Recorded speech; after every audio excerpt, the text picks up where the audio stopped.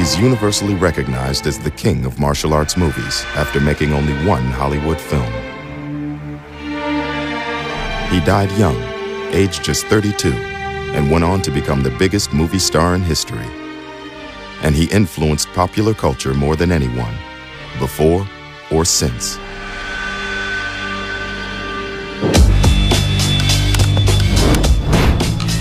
Bruce totally inspired me and made me dream and made me realize that I wanted to be a filmmaker. He definitely inspired me to want to do more with my life. I know that Bruce Lee is the best. Bruce Lee changed the world.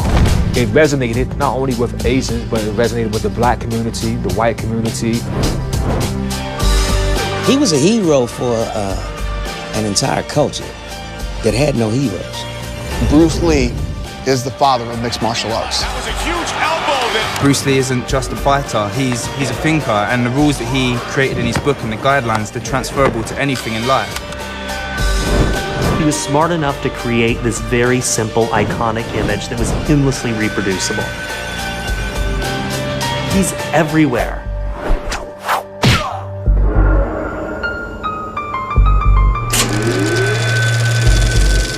We need emotional content.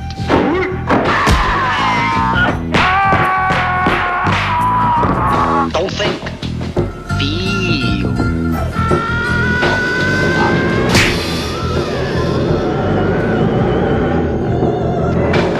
That's it.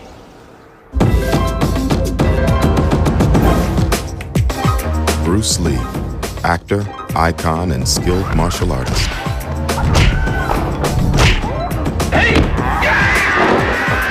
A man able to perform superhuman feats that have yet to be equaled, such as a two-fingered push-up and a lethal blow called the one-inch punch.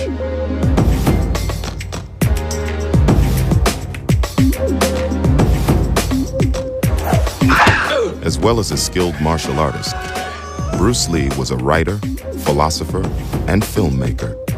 He was the first person to use his phenomenal kung fu skills on screen without the aid of special effects.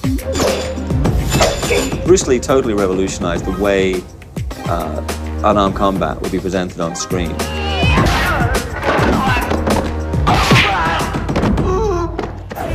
But he wouldn't live to see his global impact. He died suddenly in Hong Kong, aged just 32, having starred in only 4 kung fu films. His biggest film, Enter the Dragon, was released on August 19, 1973, 4 weeks after his death. It was an instant hit, creating a superstar whose influence would change the world forever. Secret chambers of Han's evil empire. For many people, Enter the Dragon was their first glimpse of this new Asian superstar. The movie left a profound and lasting impression, influencing and inspiring people around the world, like rapper and actor LL Cool J. From the first time I saw him on screen, you know, I just thought he was electrifying. He had a lot of charisma. He was magnetic, so fluid with his movements and so cat-like. It was just really, really exciting for me. A lot of his speaking he did through movement, through posture, through looks and glances. I mean, there were certain scenes where he didn't even have to say anything. LL Cool J is the first rap artist to amass 10 consecutive platinum-selling albums. He's moved on to a successful acting career, with more than 30 films under his belt.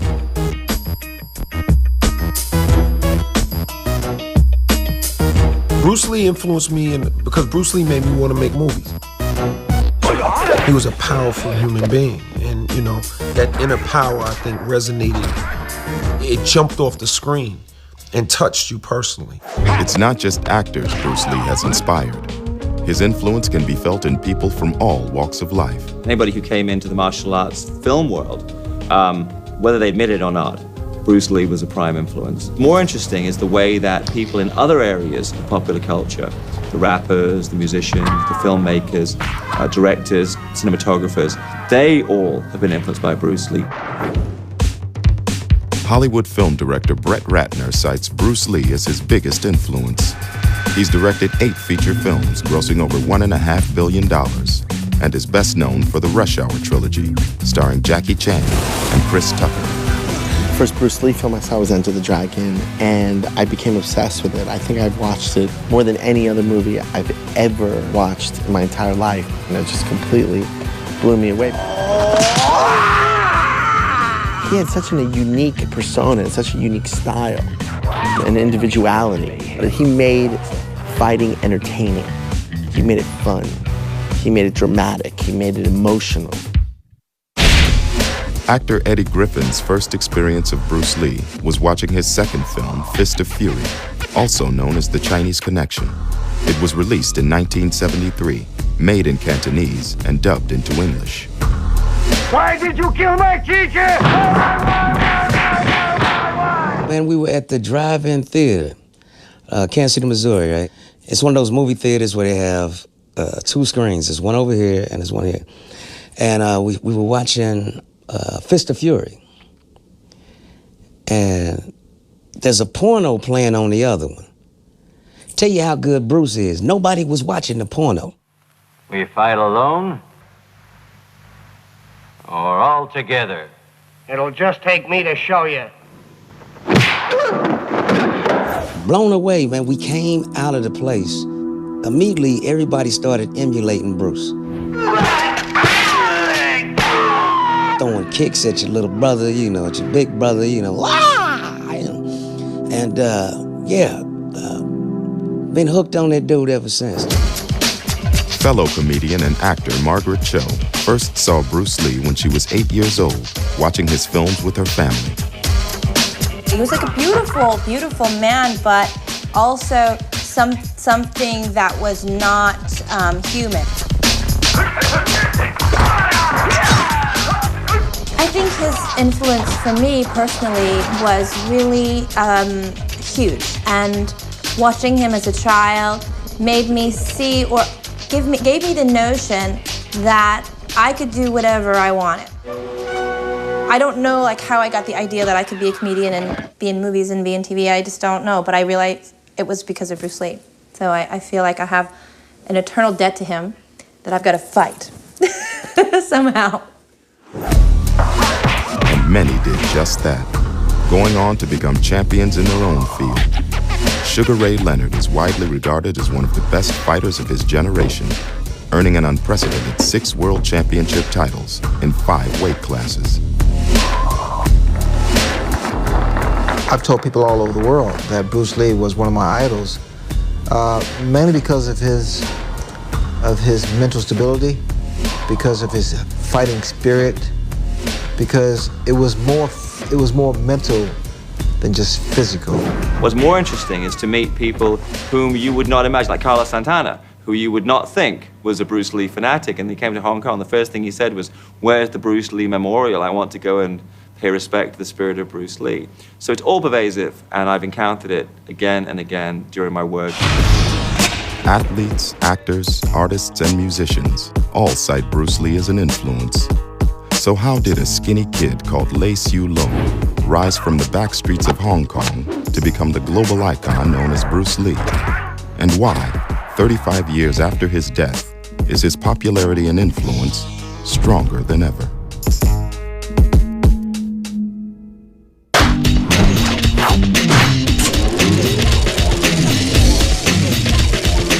Water can flow or creep or drip or crash.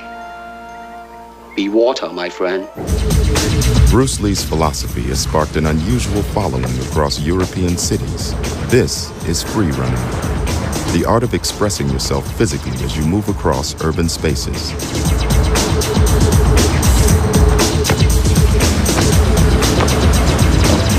Free running is an offshoot of a discipline that first emerged in France, known as parkour.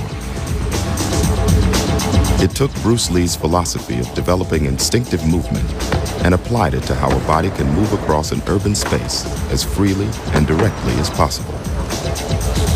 The ultimate goal with free running is to be fluid and to attain flow. Bruce Lee said that you must move like water to flow, to adapt to any given situation. So you never stop at obstacles, you just keep moving and find a way around them. Bruce Lee has been a big influence on parkour freerunners because of his philosophy. These arts also have a philosophy. It's not just simple movement. There is actually a method to it, and there is like ways of intercepting the obstacles, ways of calculating, being sensitive to your environment, and ultimately altering your awareness so you become more in tune to yourself and your environment. It's a philosophy that can be adapted to many disciplines and situations. Bruce Lee isn't just a fighter, he's a thinker, and the rules that he created in his book and the guidelines, they're transferable to anything in life, and especially anything that involves using your body. You think a fight is one blow, one kick, until you can put combinations together without even thinking. Until you learn how to keep moving and to endure, you've got to listen. Bruce Lee's philosophy is absolutely as fresh as when it was newly minted in the 1970s. Adapt what is useful, reject what is useless, and create what is specifically your own, which you can apply to anything. I might do that as a filmmaker, you might do that as a documentary filmmaker, somebody else might do that as a musician, as a sculptor, dance, or whatever. Everybody can adapt that philosophy to their area of expertise. Bruce Lee's introduction to philosophy started early, at 13, when he began studying Kung Fu under the guidance of the legendary master, Yip Man. He taught Bruce Lee that the martial arts involve much more than just the physical. When he came to the United States at the age of 18, Bruce Lee majored in philosophy, studying all types, Eastern, Western, ancient, and modern, so that he could blend the physical and the philosophical in his martial art of Jeet Kune Do. He summed up his philosophy of being flexible, fluid, and not sticking to one particular style in a television interview in 1971. Empty your mind. Be formless, shapeless, like water. Now you put water into a cup, it becomes the cup. You put water into a bottle, it becomes the bottle. You put it in a teapot, it becomes the teapot. Now water can flow or it can crash. Be water, my friend. The Pierre Berton interview was one of the few Bruce Lee did in English, and it allowed him to communicate his thoughts to an audience outside of Hong Kong. So in this interview, he was able to communicate all those thoughts and do it in such a way that it was not just physical, also philosophical, and a way to conduct one's life. That's why I think this interview is more meaningful than many of the others that concentrate only on Bruce's physical ability. His philosophies, his work ethic, his cultural kind of background, and to interpolate that into a kind of a cinematic world where it's believable. You have an actor who really believes this way of life. You know, he was the real thing. He compares Kung Fu to water, that Kung Fu has the continuity of movement where, you know, it's constantly moving. Water, you cannot grab, right? And water can go through a solid, you know, it can go through a rock. It's philosophical, but at the same time, simplistic.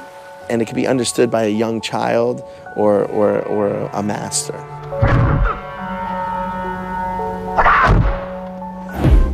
Bruce Lee's philosophy, recounted in his book, The Tao of Jeet Kune Do, was apparent in some of his earliest American TV appearances, where he would include his teachings in the script. You must free your ambitious mind and learn the art of dying. He quotes from the Hagakure, the Japanese way of the warrior. To learn to lose, to learn to die, is to be liberated from it. I mean, it's just amazing to think of, like, getting that kind of information, that kind of philosophy on a mainstream television show.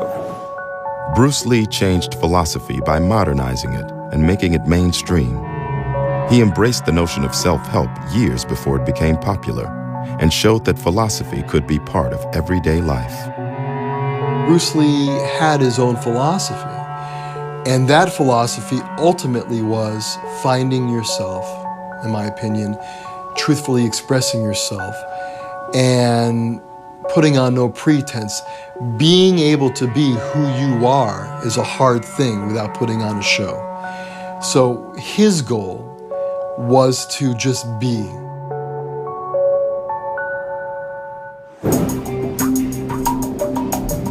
Bruce Lee's philosophy is still being picked up and taught by people around the world. Sifu Shi Yin-ming is a 34th generation Shaolin monk who defected from China to the US in 1992 and opened up a Shaolin temple in Manhattan. He teaches Chan philosophy, also known as action meditation. Tell you about Bruce Lee's philosophy. His philosophy was fantastic. Just like I'm teaching, the Chan Buddhism. Chan, C-H-A-N, Buddhism, the philosophy, knowledge. Nothing can be everything. Everything can be nothing. Sifu Shi Yanming credits Bruce Lee as being the main influence on his life and believes that he should be recognized as one of the world's great philosophers. Bruce Lee was authentic martial artist. Also, he was the philosopher. If he wasn't great martial artist, he will be the greatest philosopher, without question. Now, I read the Bible and the Quran sometimes, and it mentions that there are major prophets and there are minor prophets. The major prophets we all know, Moses, Jesus, Abraham, Muhammad. In my theory, I believe that Bruce Lee was a minor prophet. You know what I mean? Because what he brought to martial art and what he brought to American society, what he brought to the Asian culture in American society to be accepted by all people is something that prophets do. Bruce Lee's philosophy has been adopted by people in numerous fields. His belief that success flows from dedication and self-knowledge helped propel him to become the first Asian superstar and would change forever the way Asians are seen in the West.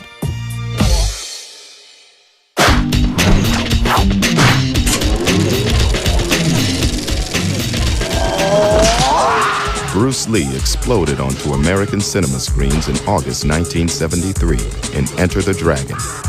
For many Asian Americans, he was a revelation, the first Asian hero they had ever seen on the screen. Usually you would be seeing white actors playing Asian roles, like Mickey Rooney in Breakfast at Tiffany's. You disturb me! So the appearance of Bruce Lee was quite revolutionary because people of the actual race were playing that race. He brought Asian faces to American cinema. For many Asian people around the world, Bruce Lee became an instant role model. We connected to him because he was the first one that came out and said, look, I'm Chinese, I have yellow skin, you know, I can do everything else everybody else can. For myself, growing up in America, I can totally relate to him. You know, coming to America as an immigrant, being a minority in a dominant white world, and the things that he wanted to achieve in life. I believe that's why other minority races, they can relate to that, especially the urban minorities. They can feel the same passion that Bruce Lee wanted to bring for his own race. Before Bruce Lee, the majority of Asian characters in Western films were limited to being evil masterminds like Fu Manchu, subservient laborers, or comic fools. Bruce Lee really changed the way Asian actors are seen in the West, and I think that's something you can give him a lot of credit for. For Chinese people around the world, and also for minorities around the world living anywhere where they're sort of oppressed, beaten down, have a crummy job. This was huge. This was someone with non-white skin who was not Caucasian. This was someone standing up and sticking up for themselves.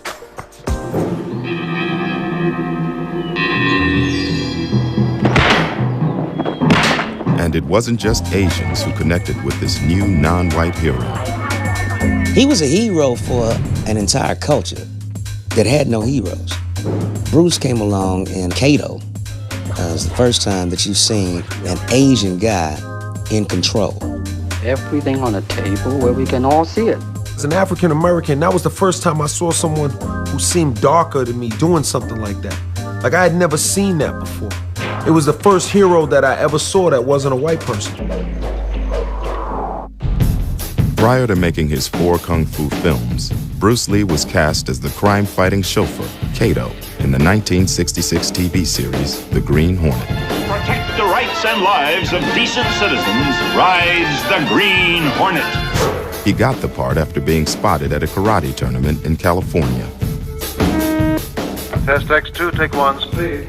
It was this screen test that was to lead to his first U.S. television role. My last name is Lee, Bruce Lee. It was also Bruce Lee's first chance to demonstrate his formidable kung fu skills on screen. Straight at the groin, all come up. Or if I can back up a little bit, you start back from here and then come back. All right. You're kind of worried. While playing Kato, Bruce Lee experienced at firsthand the attitudes that had consigned Asian actors to cliched or minor roles. He was filming The Green Hornet, and he was still in his Kato uniform. And the producers came out and said, "Boy," he said, "where's your car?" He said, "You need to go pick up this other actress right now." He said, "Excuse me, boy?" And so Thordis, who's an actress, says, "Do you know who he is?" He said, "This is Bruce Lee. He plays Kato in The Green Hornet." And they just shunned him away like it was no big deal. So this was the mentality at that time. An Asian man in a chauffeur uniform, he's just a servant, you know? What Bruce Lee told Thordis Brandt next kind of dictated the way his whole philosophy was. She said, "Does that bother you?" And he said, "Does it bother me?" He said, "If I let it bother me, I wouldn't be Bruce Lee." But Bruce Lee he was. And after making only a handful of screen appearances, he changed the way Asians would be portrayed on screen forever. One man, not a whole group of people, but one guy, turned the image of a Chinese guy from a little guy with buck teeth and wire-rimmed glasses who's an accountant to the image of a fighting philosopher, a peaceful warrior.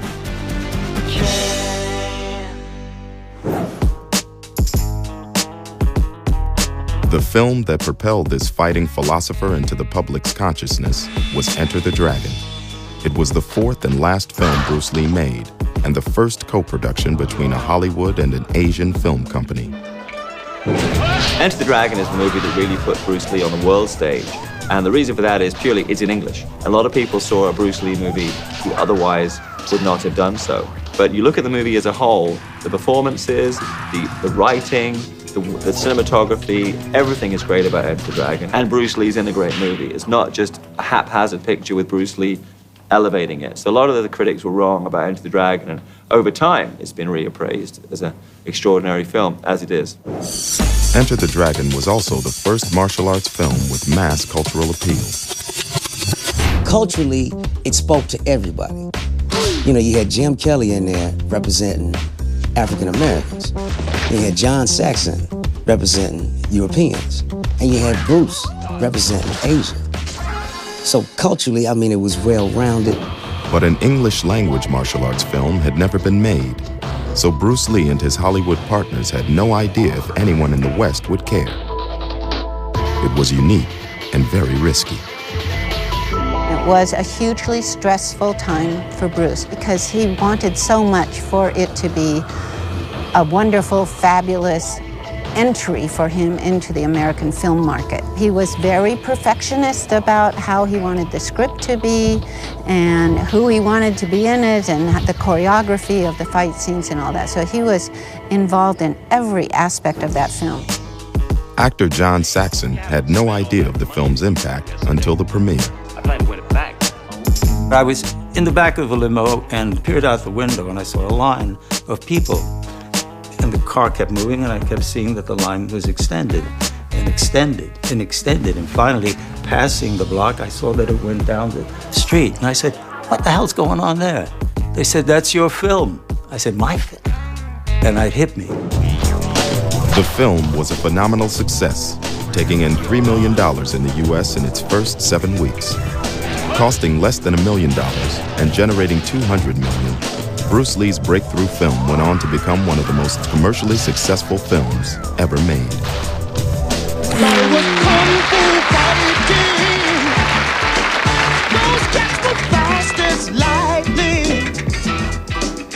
Enter the Dragon was not just a financial success.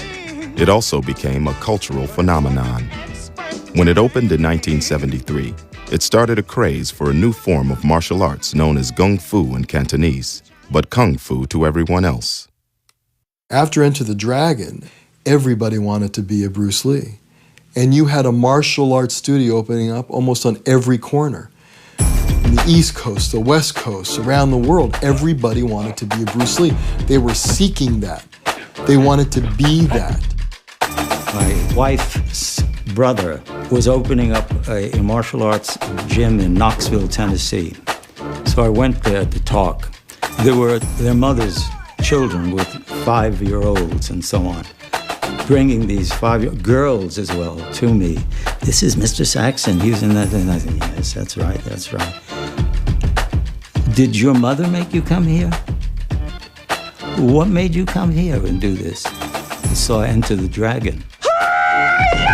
Soon everybody was kung fu fighting across the globe, and pop stars from Donny Osmond to the king of rock and roll himself were showing off their kung fu kicks. Without Bruce Lee and Enter the Dragon, it might have been years and years and years, and maybe not at all, that martial arts as a genre would have become available. Bruce intellectualized the art form, and his persona in films brought it to the world. It brought martial arts to the world, it brought kung fu to the world, but it also brought Asian cinema to the world. As well as introducing the world to kung fu, Bruce Lee also introduced another new word to the West, the name of a little-known Asian weapon called the nunchuck.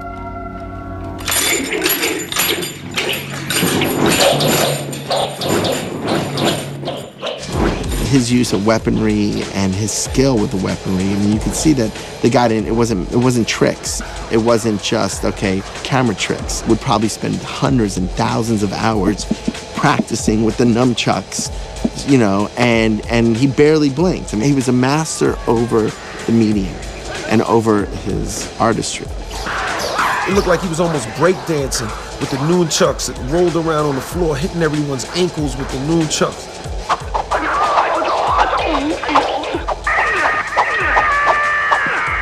Bruce Lee was really ahead of his time in terms of figuring out how to create unique, iconic emblems or things that would be uniquely Bruce Lee. What he did was he chose as his signature weapon the Senjiquan, the nunchaku. So as soon as you see that weapon, you think Bruce Lee. The kung fu Bruce Lee demonstrated on screen was all about realism, much like his own creation known as Jeet Kune Do. It was a revolutionary approach to fighting that would change the world of martial arts forever.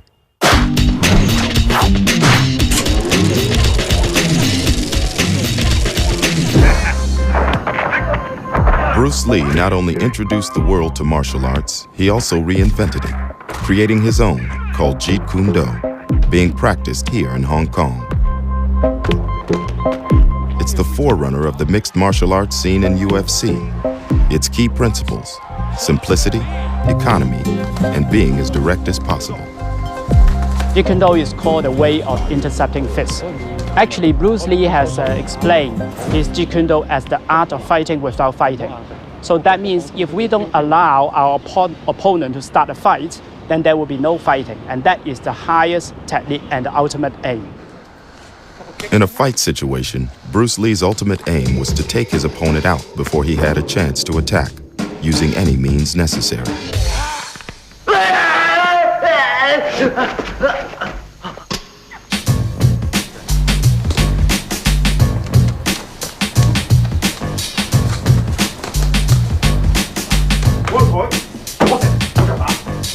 In Jeet Kune Do, we can sum it up in 3 important words: simple, direct, and non-classical. By simple, it means the techniques we go for simplicity. It's not adding on, but taking away. The less technique you have, the better you are. By direct, you don't go things here and there, but direct to the point. Non-classical, that means you don't follow the old ways of doing things. It's a simple concept, but the theory behind it took Bruce Lee many years to develop.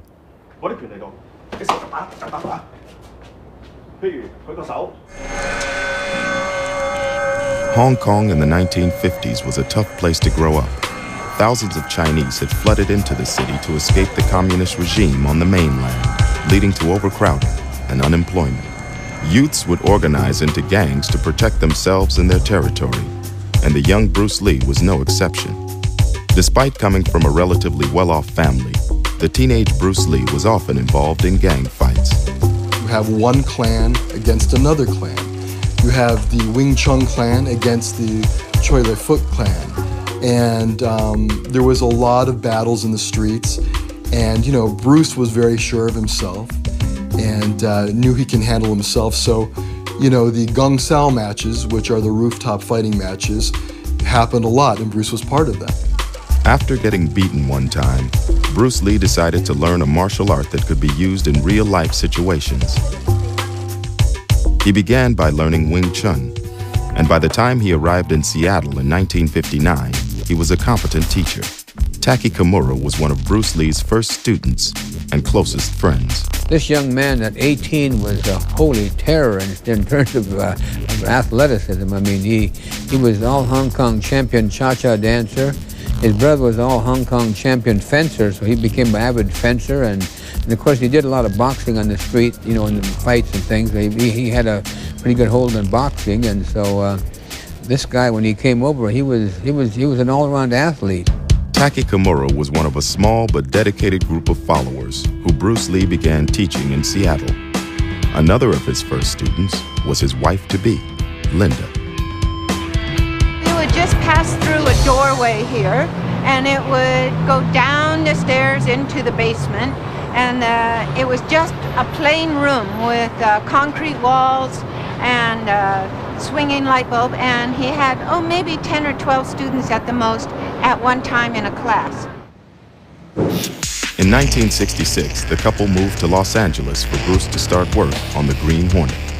He opened up a gym in Oakland and also began teaching private students, including actors Steve McQueen and James Coburn.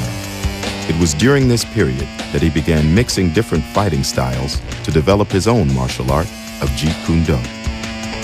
He was frustrated by the limits of traditional martial arts. So if you did karate, you didn't do any ground fighting, or you didn't do any throws. If you did judo, you didn't do any punching or kicking. You know, if you did kung fu, you had to stand a certain way and strike a certain way and do set combinations of moves. And he thought all of that was just getting in the way and being impractical. You had to be adaptable because fighting could go anywhere. Fighting wasn't contained by rules. If someone was going to attack you, who knew what they'd do? So you had to be ready for anything. So that was quite a revolutionary way of thinking. Since creating Jeet Kune Do, Bruce Lee's martial art has spread as far afield as Scotland. This is Glasgow, one of the most violent cities in Europe. More people die of assaults here than almost any other European city. Tommy Carruthers is a former club doorman who turned to Bruce Lee's Jeet Kune Do to protect himself from violent attack. I would say the preferred weapon in Glasgow would be the knife. There's more stabbings here than anything else.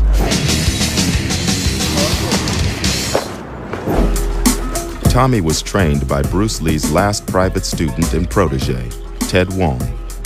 Since taking up Jeet Kune Do, he's become one of the top practitioners and one of the few people in the world qualified to teach it. He uses Jeet Kune Do to train people in self-defense so that they can use it if attacked on the street. We really try and take the stuff and apply it to real-life situations, because the guys are here really to learn how to fight. Tommy Carruthers reveals the key to Jeet Kune Do, its simplicity and economy, making it useful in a real attack. In some martial arts, an arm grab might entail a series of complicated moves, but not in Jeet Kune Do. Traditional martial arts seems to be a long-winded affair about going from point A to point B. There's many ways we could show you to give an example. If you look at Bruce's idea, and it's really just based on what would be the closest and where your hands and feet are in relation to the opponent. I just feel in this situation here that because my leg is near his knee, but the groin feels an easier target. So if I was grabbed, I feel as if the groin shot would be easier. This would be a better move than just doing this. And again, we could punch. Bruce Lee's revolutionary approach to fighting has been adopted around the world in sports such as the Ultimate Fighting Championship.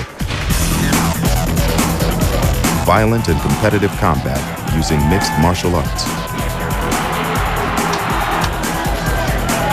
He was always trying to figure out the science of fighting. And the reality is, you have to have a little piece of everything to be a complete fighter.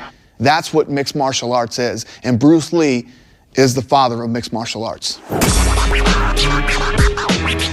Bruce Lee's daughter, Shannon, has come to Las Vegas to see her father's influence in action. Talked about Kenny Florian. Good kick by My dad would have really enjoyed UFC. I think he was very into real combat. His art is all about being a complete fighter and being able to handle any situation you find yourself in. And so this is really the closest you can get to it. Mixed martial arts is now one of the fastest growing sports in the world. This UFC heavyweight title fight, where Randy Couture famously lost his crown to Brock Lesnar, was one of the biggest pay-per-view events of the year. It attracted more than 1 million viewers and generated more than $50 million in sales. Bruce Lee's influence on the sport is acknowledged by many of the fighters. I've been watching his movies, studying his martial art and philosophy since I was like 8 to 10 years old, and it completely changed my entire aspect on fighting. Once again, it's Bruce Lee's focus on economy, simplicity, and directness that clicks with UFC fighters. What Bruce Lee used to do was work on circular movement. So if that jab came, he'd work things like this so that he's opening up targets here. In kickboxing nowadays, or MMA, we're doing the same kind of motions, only we're just limiting here so that our body is still open, so that I can do things like take people down, or I can parry that punch, just throw a kick. But it's that same basic principle of redirecting motion. He said that if you can't do something live, it's pointless. So what I need to do is take those tactics and those techniques, remove them, and put them in live training scenarios, sparring. And you have to learn what is gonna work in all these different scenarios and be able to employ that right away, without thinking, muscle memory. In Enter the Dragon, the first scene in the movie, they have mixed martial arts gloves. Those are almost exactly the same kind of gloves we fight in today. So the gear he used back then is the same gear we use today. And you see Bruce Lee hit a takedown and go into an armbar, which before UFC, the general public didn't know what an armbar is. But now looking back, 30 years back, 40 years back, we're seeing before anyone really knew what it was, he was employing these tactics. And while Bruce Lee's Jeet Kune Do revolutionized the world of martial arts, his approach to health and physical fitness would change the way other athletes and sports people train their bodies forever.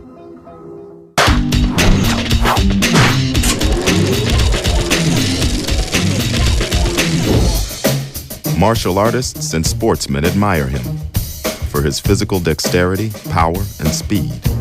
Philosophers respect him for bridging the philosophical divide between East and West. But here at Gold's Gym in Venice Beach, California, are another group of people who hold Bruce Lee up as an inspiration for their community. The bodybuilders.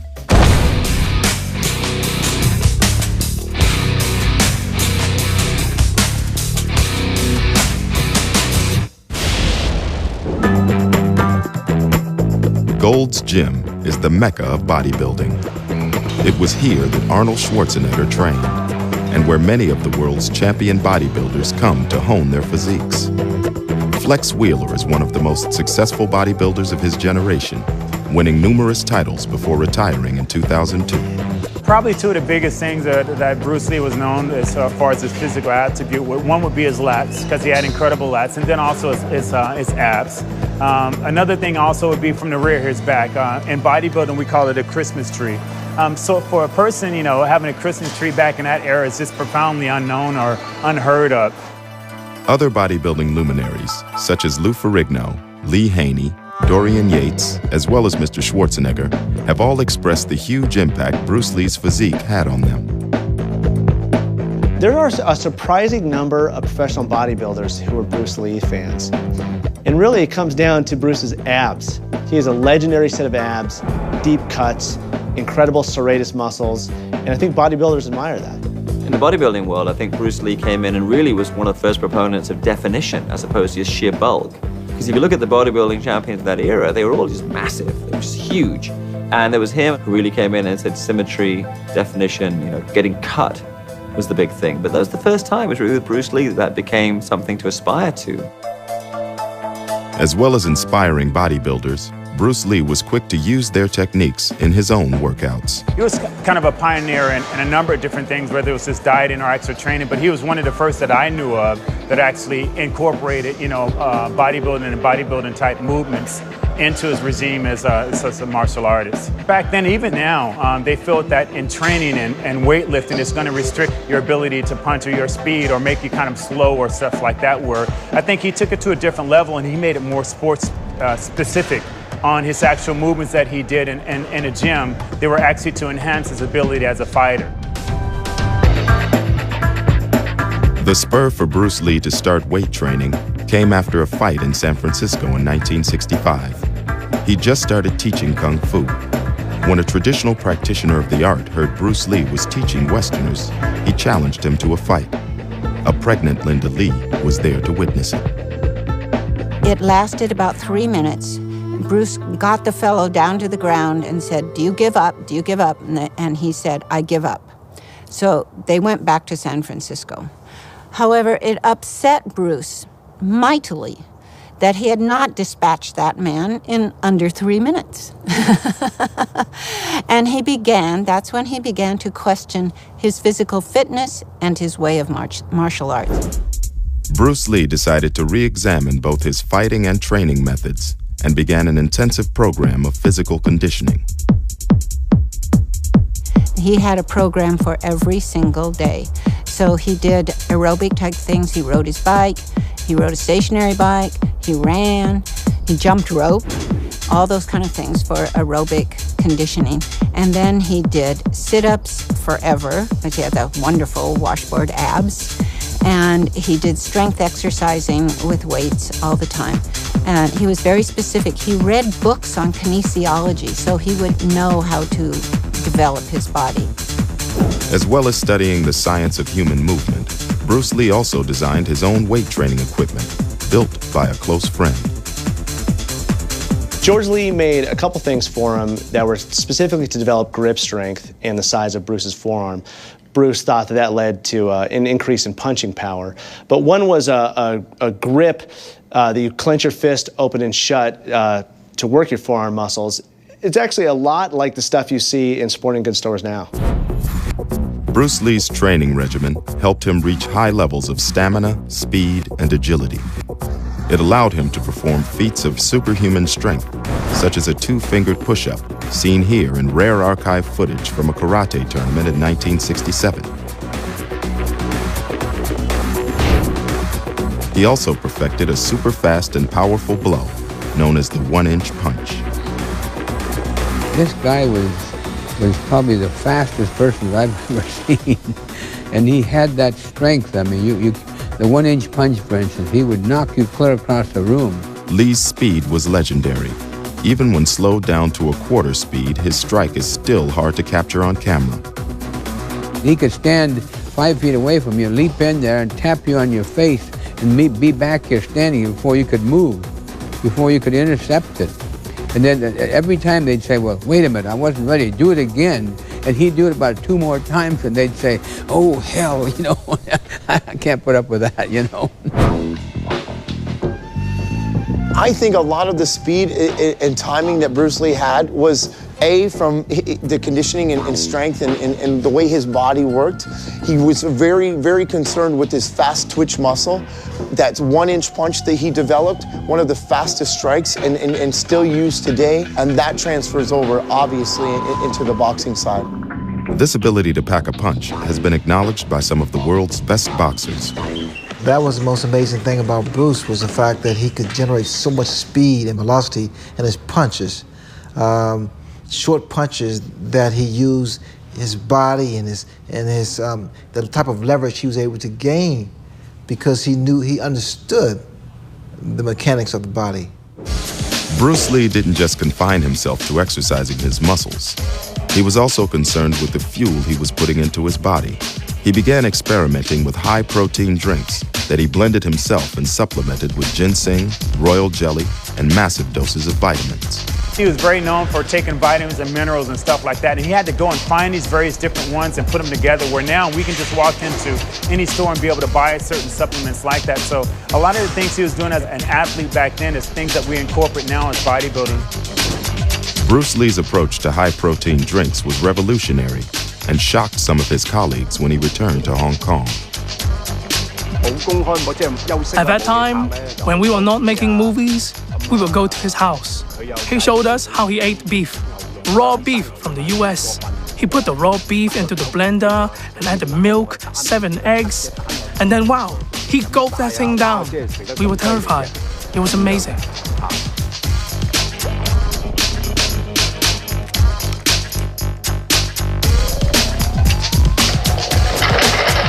And it wasn't just his high-protein shakes that shocked his friends.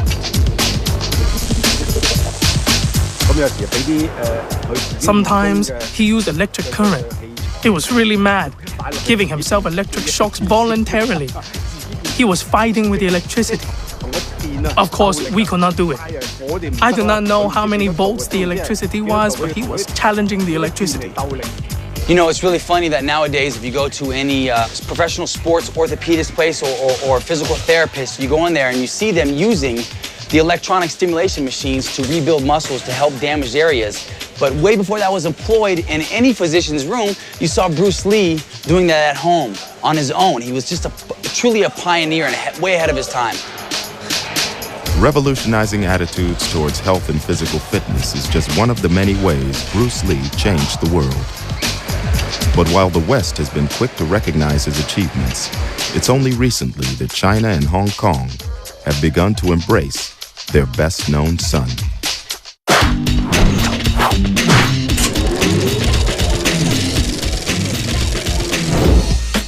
It's been more than 35 years since the man universally hailed as the king of martial arts movies died after making just 4 kung fu films. Since his death, Bruce Lee has been recognized as a visionary who changed not just action movies and martial arts, but also philosophy, music, and pop culture.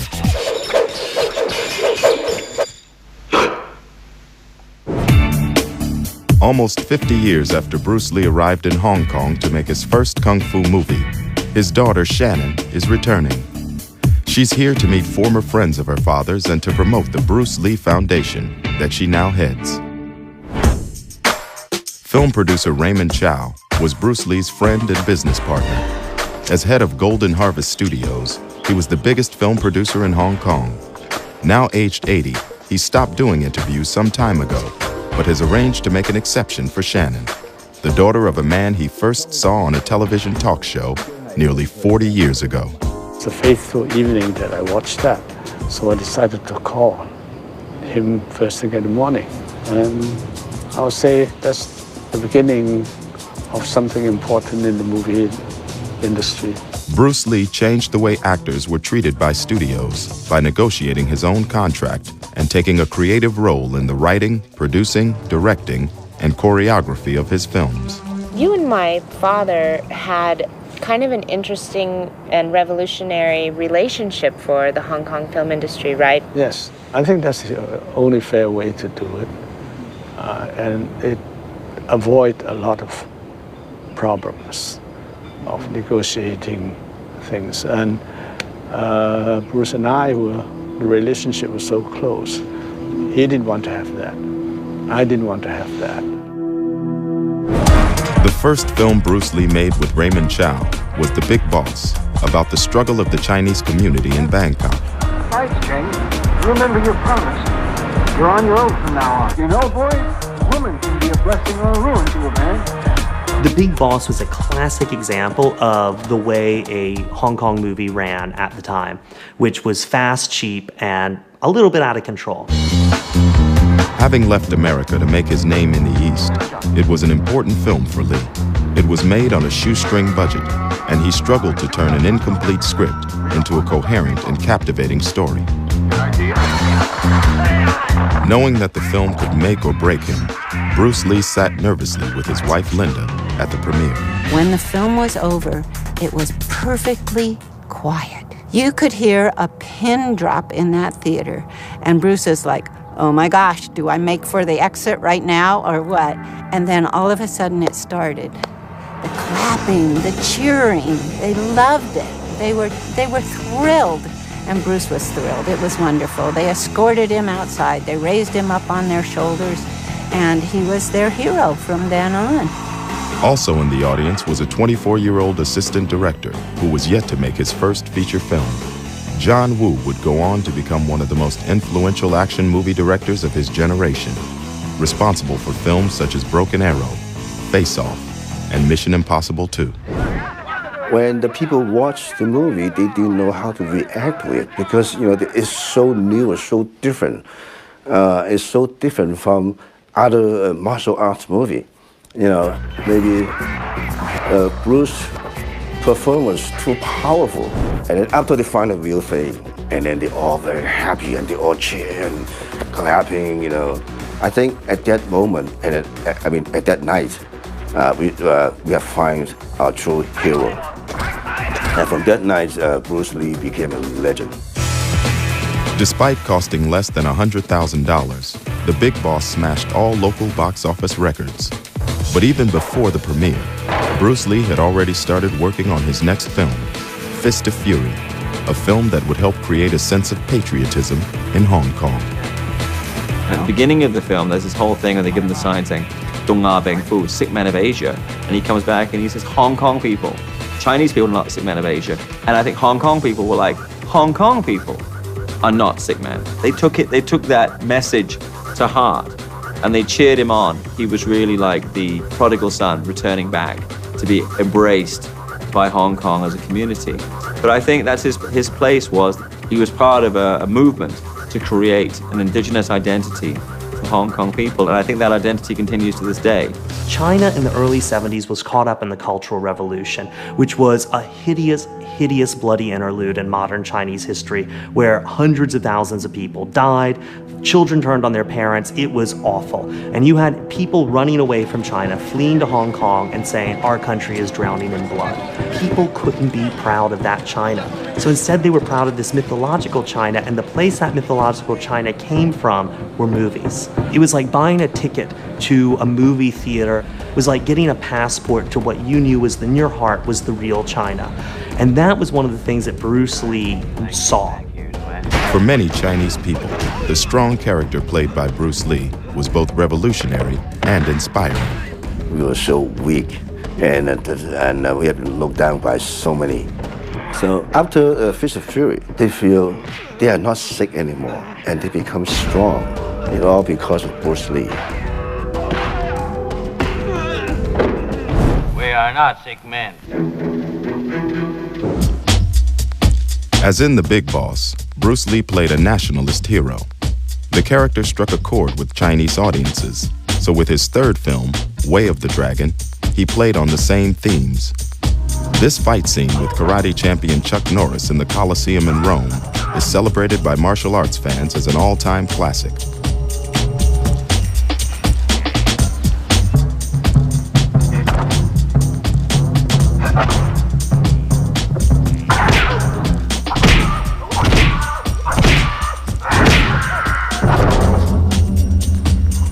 Once again, Lee plays an upstanding and understated Chinese character that defeats his non-Chinese foe.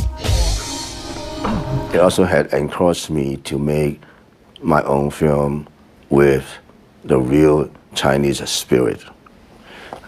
That's how I got the influence.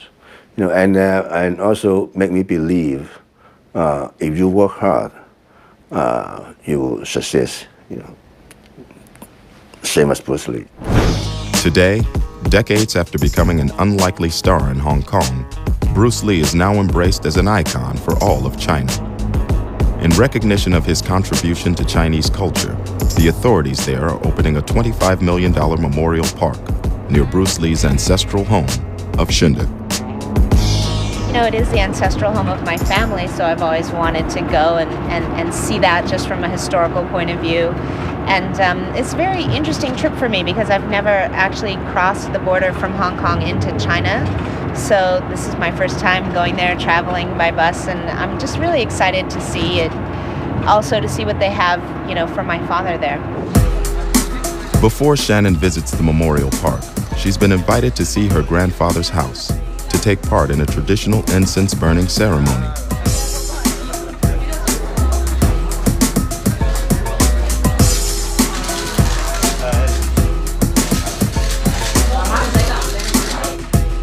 Word has spread of Shannon's visit, and the whole town turns out to welcome her. Thank you so much. Complete with a nunchuck-spinning Bruce Lee look-alike. The park is spread over 1.9 million square kilometers. As well as a museum, it will eventually host an 18-meter-high statue of Bruce Lee. For decades, the Chinese government banned Bruce Lee's films, but his attitudes towards free enterprise and individualism have softened. They've realized that Bruce Lee is an ideal icon for the new China. His spirit is the same as that of the Chinese people, which is never say die, be unyielding, and keep striving. Values which are promoted in China nowadays. The museum in China looks set to be followed by one in Hong Kong, where they intend to turn Bruce Lee's former house into a museum as well. Bruce moved into this house in 1971 and lived there until his death in 1973. This is the first time Shannon has been back since. I lived here from the age of 2 to the age of 4. You know, it looks very different than it did before. It was much more of a home. There was grass, and so it's a little different, but it's very nice, very reminiscent for me to be back here. Yu Panglin is a billionaire real estate and hotel owner and one of China's most generous philanthropists. He's agreed to donate the house to the government so long as they let him expand the building to include a cinema, shops, and a library. I think it's such a natural fit. I mean, my father, though he was born in the United States, he grew up here. His family lived here. Shunda is just very near to here, so it seems really natural for there to be a museum here. But you know, Hong Kong is a hustling, bustling, ever-changing place. It's hard to find a dedicated space for such a thing. And so, you know, now that he's willing to donate, this just seems like such a natural idea, so I think it just makes all the sense in the world. The news of this museum coincides with another sign of the Chinese government's relaxing attitude, with the broadcast of a 50-part television series on the state-run channel called The Legend of Bruce Lee.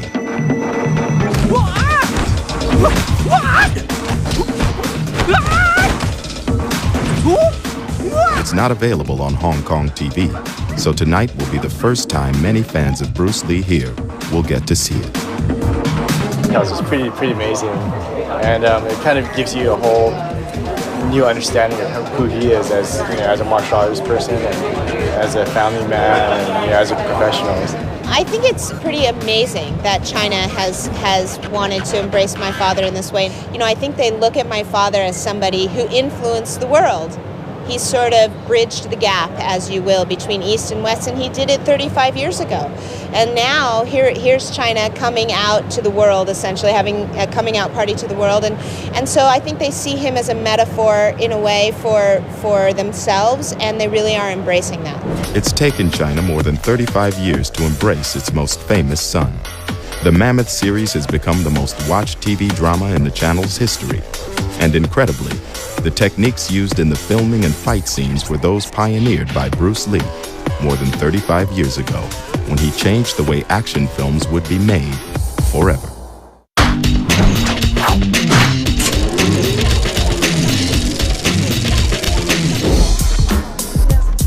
Hong Kong has for many years been the action movie capital of the world.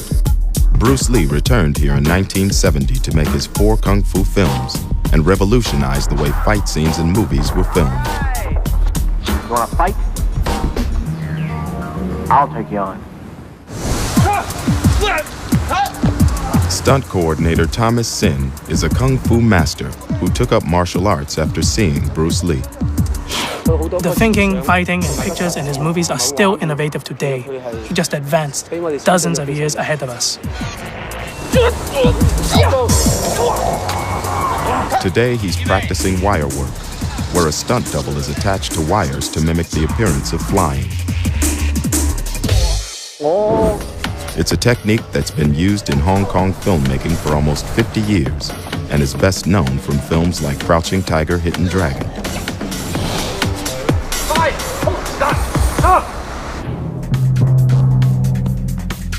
Despite having free rein to use special effects, it was something Bruce Lee avoided. For Lee, realism was everything.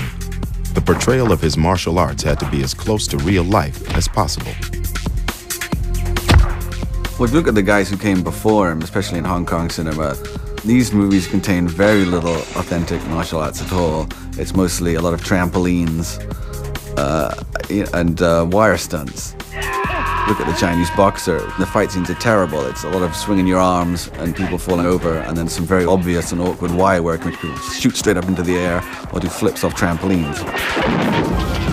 Donnie Yen is one of the biggest names in Hong Kong cinema. He's appeared in more than 30 action movies in both Hong Kong and Hollywood, including Shanghai Nights with Jackie Chan and Hero. Bruce Lee believed in having authentic martial arts, being an authentic martial artist, to be a martial art actor. He was the very first to came out and say, look, you have to be real. When you kick, when you punch, you have to be real.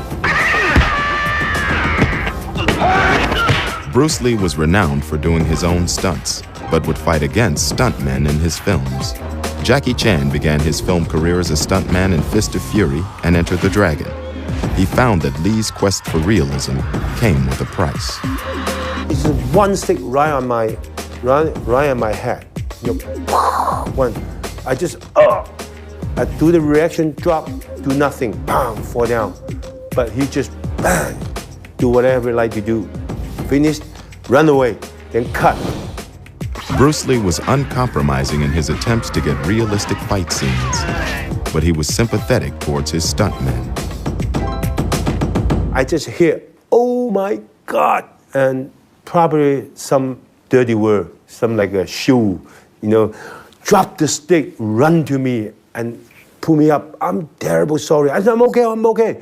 No, on a stunt guy, never say hurt. I'm okay, no. And he touched me and kissed my face. Just do whatever, but I ready to get hurt.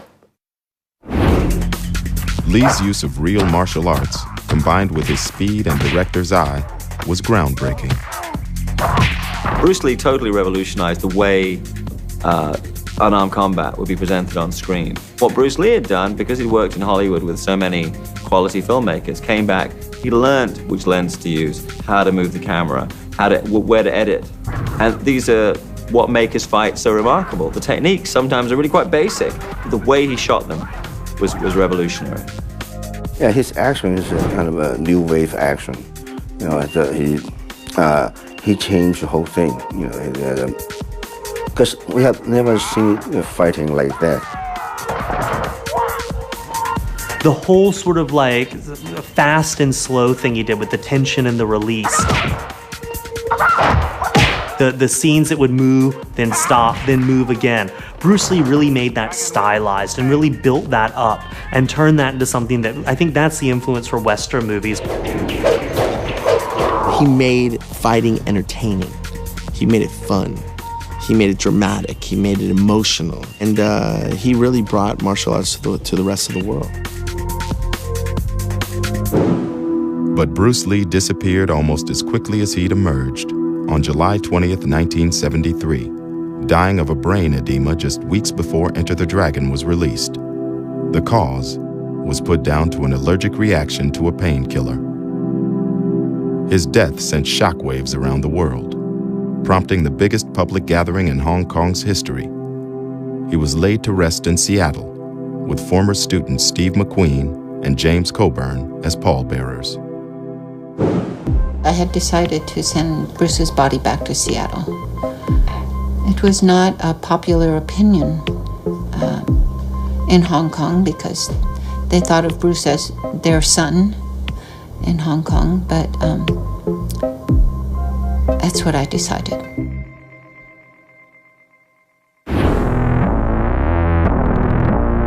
Bruce Lee's sudden death left a vacuum as the world clamored to see more of this new Asian superstar. A rash of Bruce Lee lookalikes and copycat films emerged, inspiring a whole new film genre, known as Bruceploitation. The whole Bruceploitation genre really took off after his death in the 70s, as film producers in Hong Kong were desperate to find, someone else to make some money off of. And right after he died, it was Bruce Lie, Bruce this one, Bruce Jump Over the Fruit, Bruce Jackson from Compton. It's all these Bruces. There's only one. There got to be over 50 to 100 titles of movies with Bruce Lee name in it that has no Bruce Lee in it. There have to be at least a dozen or more Asian actors that was called Bruce Lee by the advertisers, and they didn't even know about it because those movies are made in Hong Kong and just sent out to the world. Bruce Lee had been working on his 5th film when he died, called Game of Death. He'd filmed what would amount to 11 minutes and 7 seconds of edited footage as he fought 3 styles of martial artists on his way up a pagoda. What Bruce was trying to convey in the Game of Death was how to deal with different forms. One martial artist going against people using different fighting styles has to overcome each of them. So in order to do that, you have to be versatile. You can't just take the same approach to dealing with different problems. But the footage presented the studio with a major problem: how to finish the film without Bruce Lee. Years go by, Bruce has passed away, and then the Hong Kong film studio, Golden Harvest, wanted to do something with the film that existed from Game of Death. And I believe they made 2 films and spliced together another actor and parts Bruce and part this other actor, and it looks spliced together. It looks like a joke, it looks like a gag, because the attempts to make it look like Bruce are in the early part of the movie are so laughable. There's a scene in which the face of a body double is obscured by sticking a photo of Bruce on a mirror. Among the many Bruce Lee imitators that appeared after his death, a few actors emerged who began to establish themselves as unique talents in their own right. 2 of the most successful were former stuntmen and members of the Peking Opera School, Sammo Hung and Jackie Chan. Really, the guy who was smart about it was Jackie Chan. When he finally got to have some sort of say in the direction of his career, stopped trying to imitate Bruce and, you know, in the spirit of Bruce, found his own path by doing kung fu comedies. After Bruce Lee, Jackie Chan is the biggest name in kung fu and action films. Nowadays to be found in Beijing more than Hollywood, he long had to struggle against being hailed as the next Bruce Lee. Nobody can be a Bruce Lee. There's only one Bruce Lee, but all the director, martial art director, want every actor becoming a second Bruce Lee. The way you point, the way you fight, nobody can do it for him. But the audience, no, he's the best. Bruce Lee is the best. Jackie has appeared in over 100 films, but is best known in the West for his appearances alongside Chris Tucker in the Rush Hour trilogy, playing a very different role to Bruce Lee. Bruce Lee is very strong. He's a very, like an iron guy. Nobody can beat him. I want to be an underdog. Everybody can beat me. And when Bruce Lee punch like this, me after punch, hurt. I want to be a real human. As well as opening the doors for action stars like Jackie Chan, Bruce Lee has also been the inspiration for many others. I did a movie called Mindhunters, and I had a scene where I had to walk with a gun down this, like a dark military facility, and I really thought about Bruce Lee and really thought about the way he approached things when I was going through that scene, and just my movements. And when it played back on tape, it looked so fluid because I really thought about, you know, the way he approached things. So he definitely is very influential. Like LL Cool J, Eddie Griffin says Bruce Lee inspired him professionally and made him want to take up martial arts. Oh, I did this movie called Undercover Brother. And, you know, it's about this brother who, rather than use a gun, Undercover Brother solves it with his hands. He's a Bruce Lee fanatic. From the time I could remember Bruce Lee. It's the reason I got into the art. As well as a multitude of Bruce Lee-inspired actors that emerged after his death, many filmmakers sought to pay homage to him by referencing him in their movies. Brett Ratner is one such director, duplicating the fight scene from The Game of Death, as well as the opening shot from Enter the Dragon. I found that exact location that they shot at. I had someone take me there that worked on the movie, and that's where I shot the opening shot of Rush Hour. In Rush Hour 3, I did kind of the reverse. You had a Chinese guy, Bruce Lee, obviously fighting Kareem Abdul-Jabbar. We reversed it. I had a black guy fighting a Chinese giant. You know, I said to my producer, find me the largest Chinese man you can. And he happened to be the second largest man in the world, which is Sun Ming, who's 7'9". So those Bruce Lee movies have tremendous influence on the choices I make. Bruce Lee has been endlessly referenced in Hong Kong movies, Chinese movies, Japanese movies even, Canadian movies, but he's also been endlessly referenced in Hollywood movies. You've got him in the yellow tracksuit from Game of Death. You've got him right there in Kill Bill, Quentin Tarantino's film with Uma Thurman. In Rush Hour, you have uses of his yells and his cries that are in there. Anytime someone gives a yell in a Western movie, it's a Bruce Lee thing. Running for your lives! Filmmakers and actors across the globe cite Bruce Lee as their guiding influence to want to make movies.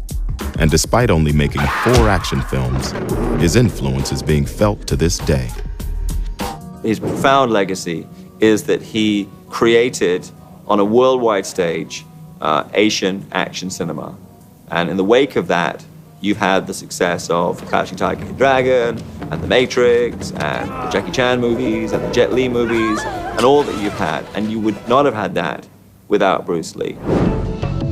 Bruce Lee changed the worlds of film, philosophy, martial arts, and physical fitness. But he also had a profound effect on the creative arts, influencing music and musicians around the world.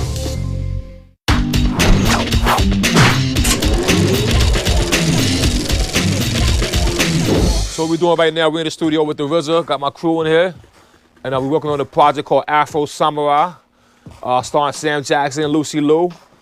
It's called You Already Know. Check it out. Robert F. Diggs, aka RZA, is working on his latest film score. He's a prodigious music producer, rapper, and sometimes actor. He's also the mastermind of the hip-hop band the Wu-Tang Clan, and a devoted fan of Bruce Lee. You know, when I think about, Bruce Lee and martial arts and things and the influence on me, it's been a strong influence on me. If you look at my first album, it's called Enter the Wu-Tang, 36 Chambers. That's basically taking the title Enter the Dragon, you know what I mean, and putting it and applying it to ourselves. The group's 1993 debut, Enter the Wu-Tang 36 Chambers, was the first album to mix rhymes with dialogue sampled from underground Hong Kong movies. The band has sold nearly 6 million albums, all featuring snippets from producer RZA's personal collection of action imports. 1, 2, 3.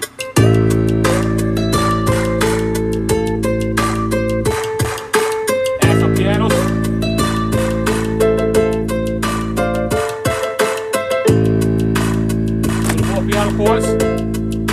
As well as being influenced by Bruce Lee and Kung Fu movies, RZA says there are also parallels between the improvisational nature of rapping and martial arts. I come from the era of hip-hop where people would battle each other on the subway trains, in the school bathrooms, on the street corners, and it's almost like a martial art fight. You know what I mean? It's like a martial art fight, actually, because you're flowing, you're throwing your best weapons, which is your lyrical weapons, and you're trying to defeat this guy by saying the most wittiest thing. Bruce Lee has a tremendous influence in the culture of hip hop, because it's really taking an ethnic icon and reappropriating this ethnic icon to your own ethnicity and to your own sort of outsider culture. Bruce in the martial arts world is a virtuoso. He's constantly improvising. It's like Miles Davis with his hands and feet. And that's what hip-hop does, is improvising. You're freestyling on the mic.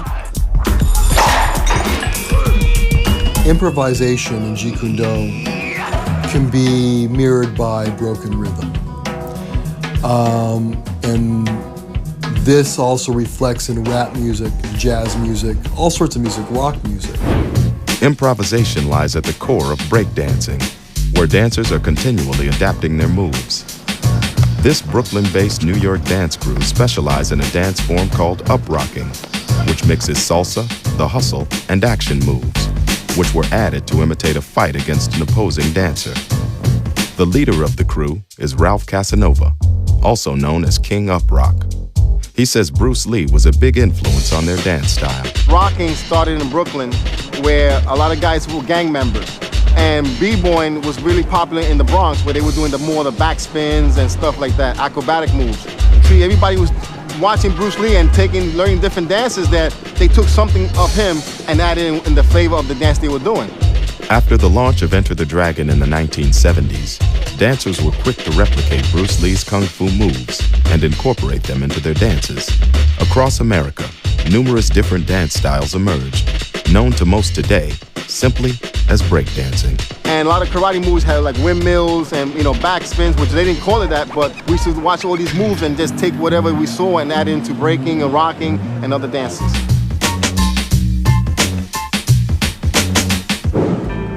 The man responsible for creating the music for the film that first inspired these dancers is composer Lalo Schifrin. As well as Enter the Dragon, he received 6 Oscar nominations for classics such as Mission Impossible, Cool Hand Luke, Bullet, and Dirty Harry. He believes there are parallels between how he approaches composing and how Bruce Lee approached his own martial art. He said to me, martial arts started in India 5,000 years ago. And there were traditions, so I brought the traditions. And I said, you know something? We have something in common. Because 2,000 years of tradition of European classical music, I learned it, I studied too. And I broke the rules. I broke the tradition, so we have something in common. And he was very happy. The soundtrack to Enter the Dragon sold more than 500,000 copies, earning Lalo Schifrin a gold record. It also went on to inspire Hollywood director Brett Ratner, who vowed to use Lalo for his first film after hearing the soundtrack. I had the idea of working with Lalo because of the theme of Enter the Dragon, the way that he put Bruce's voice and his yelling, the mixture between the Chinese instrumentations and the urban cool grooves, which if you think about it, it's like Asian music and kind of black urban music combined to make that theme. And that's really what gave me the idea of Rush Hour. Like Brett Ratner, Quentin Tarantino is another high-profile Hollywood director that has been inspired by Bruce Lee. When he wanted someone to do the soundtrack for the movie Kill Bill, he approached RZA to draw on his vast knowledge of Bruce Lee films. Doing the music for Kill Bill was something that was a great opportunity for me. I'm a hip-hop producer, and Mr. Tarantino was a Wu-Tang fan and actually became the first composer he ever hired. And we actually met like 2 guys throwing out baseball cards, naming kung fu films, who knew the most films, and we became friends. Like RZA, Damon Albarn from the British band Gorillaz saw Bruce Lee at an early age and was blown away. His band has sold over 15 million albums, and their latest project, a circus opera called Monkey Journey to the West, has been staged around the world. When creating the music for the opera, Damon Albarn drew on the soundtrack to Enter the Dragon. I definitely thought about that when I was doing the music for the Monkey Opera. The strong use of orchestra, and it's just really exciting. It never became dull, you know. Bruce Lee's influence has been apparent in much of the Gorillaz' work since they launched in 1998 as the world's first virtual band. You always say that too. They created their own Game of Death animation and dressed Monkey in Bruce Lee's signature yellow tracksuit. You put Monkey in a Bruce Lee... Yeah, well, exactly. Monkey has a Bruce Lee tracksuit. You can't really... It's so iconic. The Gorillaz aren't the only artists to capitalize on Bruce Lee's image. The international appeal and strong brand identity is something advertisers and marketers have also been keen to exploit, creating a wave of Bruce Lee-inspired commercials, comics, and video games around the world.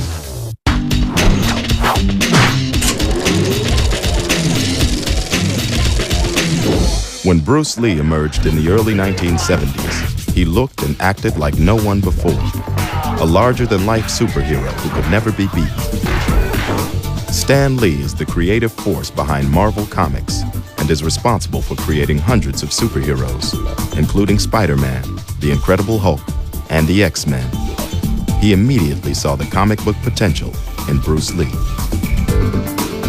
You might say he was a superhero without a costume, and his superpower was really his agility and the fact that he fought in a way that we were not used to seeing. A year after Enter the Dragon was released, Marvel Comics created the character Iron Fist, based on Bruce Lee. Further Bruce Lee-inspired characters followed, including Shang Shai and the Hands of Kung Fu. I'm quite sure we would not have done that book had there not been a Bruce Lee. I think that any character who in any way was a martial artist, you'd have to say that they owed their origin in some way to Bruce Lee, because he was the first one to make Westerners aware of that type of fighting and that type of a way of life. With the advent of video games in the 1980s, designers were quick to pick up on the same characteristics that had made Bruce Lee translate so well into comics. In 1984, the Bruce Lee video game was released, followed by a slew of others. These included Dragon, the Bruce Lee story, and Bruce Lee, Quest of the Dragon, as well as numerous other games which took their inspiration from the king of martial arts. Be water, my friend.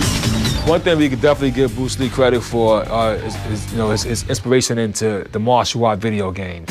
You will notice that there's not one martial art video game that doesn't have a Bruce Lee character in it. If you even go back to the Street Fighter series or to Mortal Kombat. Mortal Kombat was one of the biggest arcade games to come out, and who they got? The guy Lee Kwan, looking just like Bruce Lee, bouncing on his feet, looking like Bruce Lee. Ralph LeMench is a senior games producer at the telecommunications giant Nokia. When the company wanted to develop a martial arts-inspired video game for their Engage platform, they turned to Ralph. I loved Bruce Lee. That was the inspiration for the whole thing. I wanted always to do a martial arts game because I want to do something Bruce Lee-like. But translating Bruce Lee's dynamism and fighting style into a game is no mean feat. To get the most realistic fighting simulation possible, Ralph decided to use a technique called motion capture, where human movement is filmed, then digitally recreated. After an extensive search, Ralph found the man he thought best captured Bruce Lee's speed and fighting style, a Jeet Kune Do instructor from Glasgow named Tommy Carruthers. And he's just Jeet Kune Do guy around the world. I mean, his speed, his power, and his precision, it's just unmatched. I just love looking what he does, you know. And we shot, I think, 7 days motion capture. We done all the footwork, punches and kicks, and we done the stunt work and fight choreographer, which was pretty hard work and pretty good, exciting, and something different. I've never done anything like that before. The characteristics that have made Bruce Lee translate well into video games and comics have also been a gift to advertisers. Partly because he was smart enough when he was alive to actually create aspects of his screen persona that are so identifiably Bruce Lee. You don't even need the name Bruce Lee. You don't even need to hear his voice to think, oh, that's Bruce Lee. And with this instant recognition comes a set of values that people associate with Bruce Lee. Bruce Lee defines Kung Fu. If you want to reference sort of strength and sleekness and speed and power, Bruce Lee is shorthand for all of those things. What they're trying to sell is an image of perfection. Right, here's a guy who's really good at what he does, so my product is that good. So I can understand what they're doing. The Bruce Lee brand can represent many things. There are many characteristics that he had, many aspects to his personality. It can represent purity, health, confidence, speed, even tragedy. Ari Merkin is the CEO of the New York advertising agency, Toy. As well as being one of the most awarded creative directors in the world, he's also a huge fan of Bruce Lee, using him as the inspiration for many of his commercials. Bruce Lee influenced me tremendously. Creativity is about sort of spitting out what you've got inside, you know, the things that have influenced you, the images that have stayed in your mind. Bruce Lee and all of the things that I took away from his movies always stayed in my mind. Bruce Lee's image has been used in hundreds of advertisements around the world to sell everything from cars by BMW, Levi jeans, and confectionery. Well, that's funny. I mean, Bruce Lee's image to this day is still used by many advertisers from so many diverse companies, from Mars bars to drinks in Japan to candy to many other things, because Bruce Lee sells. In this Mars bar ad, a Bruce Lee lookalike is being attacked, but instead of using nunchucks, he opts for a far less threatening weapon.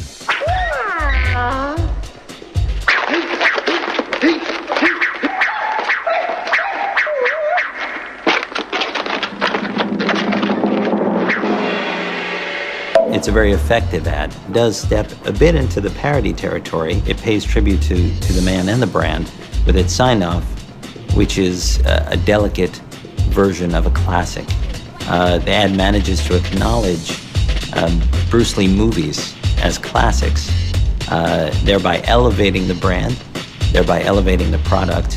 It's a win-win for both. The Mars bar ad is one of a long line of commercials that pokes fun at Bruce Lee's image. It's become okay to make fun of Bruce Lee a little bit. 35. So when you get advertisements like the Brisk Iced Tea commercial, in which he's fighting the Karate Kid, I don't think anybody's offended by that. It's fun. It's Brisk, baby!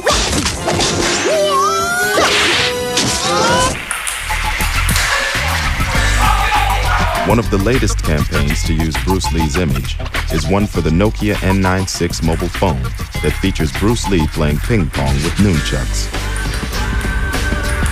Since it first appeared in China, it's had more than 1 million hits on YouTube across the world.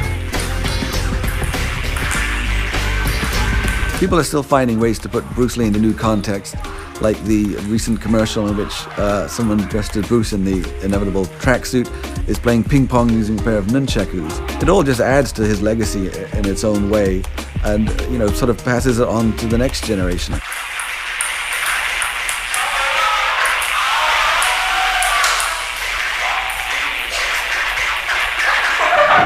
It's been more than 35 years since Bruce Lee's death, but there appears to be no let-up in interest, with numerous projects in the pipeline. These include Hollywood remakes of The Green Hornet and the 80s cult classic The Last Dragon, as well as a Broadway musical and a computer-generated Bruce Lee film in development from Spider-Man creator Stan Lee. It's a fictional action movie in which we found a way to have Bruce Lee appear in this movie.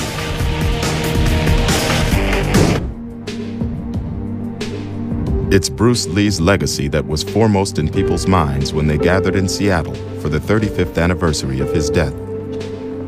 He's buried alongside his son Brandon, a rising actor who died in a tragic accident on the set of the film The Crow.